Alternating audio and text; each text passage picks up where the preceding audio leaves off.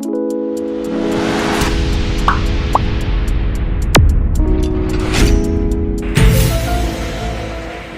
nih perkaranya, udah seminggu nggak ada kabar. Mana kambing mau dijual malah dicuri maling. Bikin pusing aja urusannya ke Polres. Aduh. Mau nggak mau harus ke Polres juga lah. Persiapan aja lah, Cah. Jauh-jauh lah. Aduh.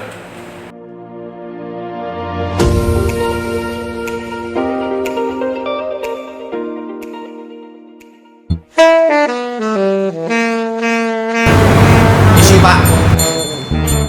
Ada yang bisa kami bantu, Pak? Mau nanya ruangan reskrim di mana ya, Pak? Oh, ruang reskrim.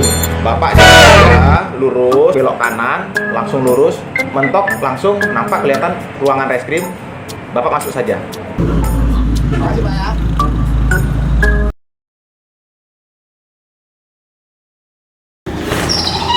Assalamualaikum.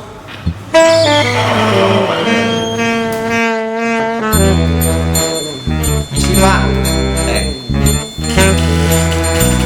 Silakan duduk, Pak.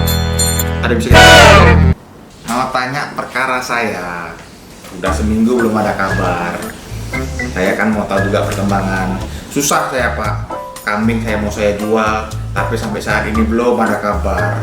Jadi saya bingung. Dari rumah kemari jauh. Jadi saya harus cek mana, Pak?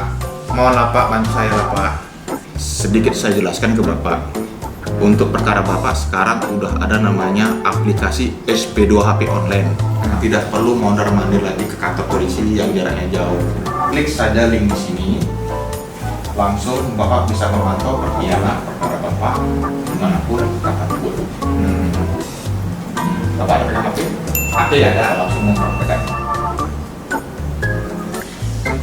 Ya. Jadi gimana, Pak? Bapak bisa buka di link ya http sp2hp.bareskrim.polri.gov.id. Oh.